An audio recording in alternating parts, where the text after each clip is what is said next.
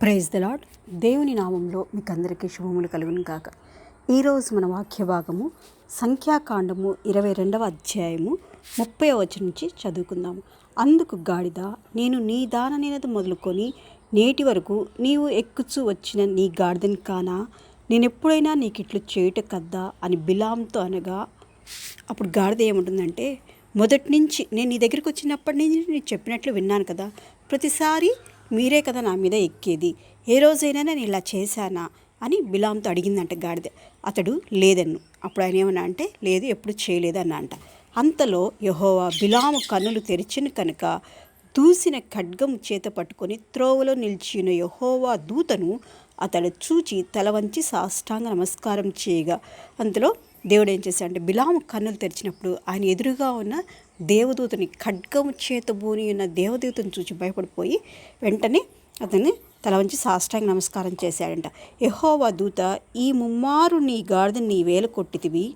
ఆ దూత కూడా అడుగుతుందంట, 3 సార్లు కొట్టావే గాడిదని, ఎందుకు కొట్టావు? ఇదిగో నా ఎదుట నీ నడత విపరీతమైనది కనుక నేను నీకు విరోధనే బయలుదేరి వచ్చి, నువ్వు సరిగ్గా ప్రవర్తించలేదు. ఒకసారి ఆ జనాంగాన్ని శపించకూడదని చెప్పిన తర్వాత మళ్ళీ వాళ్ళు రెండోసారి వచ్చిన అధికారాన్ని, నువ్వు ఇక్కడే ఉండండి, మళ్ళీ దేవుడిని ఏదో మాట్లాడి చెప్తాను, దేవుడు ఏమైనా మాట మార్చుకుంటాడేమో, మనసు మార్చుకుంటాను, ఇలా ఆలోచించావు కదా, అది నచ్చలేదు అని చెప్పాడంట. ఆ గాడిద నన్ను చూచి ఈ ముమ్మారు నా ఎదుట నుండి తొలగెను, అది నా ఎదుట నుండి తొలగని ఎడల నిశ్చయముగా నేను అప్పుడే నేను చంపి దాని ప్రాణంను రక్షించిందనని అతనితో చెప్పాను. నువ్వు గాడిదం కొట్టావే 3 సార్లు, దానివల్లే నువ్వు రక్షించబడ్డావు.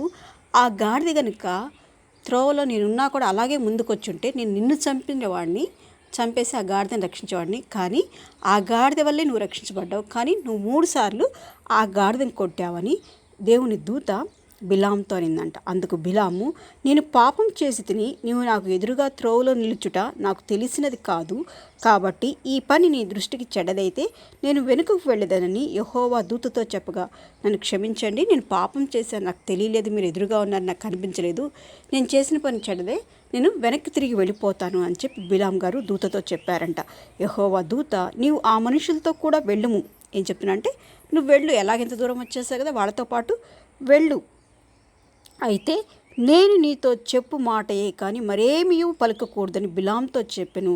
అప్పుడు బిలాము బాలాకు అధికారులతో కూడా వెళ్ళు, కానీ నేను ఏ మాటలైతే నేను నీకు చెప్తానో అదే మాటలు నువ్వు బాలాకు రాజుతో చెప్పాలి, అంతకంటే ఇంకా ఏం మాట్లాడకూడదు అని చెప్పినప్పుడు సరే అని చెప్పి ఈ బిలాం గారు బాలాకు అధికారులతో వెళ్ళారంట.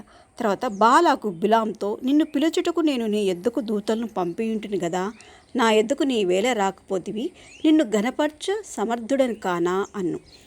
ఇక బాలాకు రాజు ఏమిటన్నా అంటే, బిలాం గారు వెళ్ళిన తర్వాత, నేను నీ దగ్గరికి ముందు మనుషులను పంపించాను కదా, తర్వాత నువ్వు రాలేదు, మళ్ళీ నేను ఇంకొక మనుషులను పంపిస్తే ఇప్పుడు వచ్చావు, నేను ఘనపరిచేంత సమర్థుడిని కానా అని ఆ రాజు అడుగుతున్నప్పుడు, అందుకు బిలాము, ఇదిగో నీ ఎద్దుకు వచ్చి తిని, అయినానేమి, ఏదైనా చెప్పుటకు నాకు శక్తి కలదా, దేవుడు నా నోట పలికించు మాటయే పలికి బాలాకుతో చెప్పాను.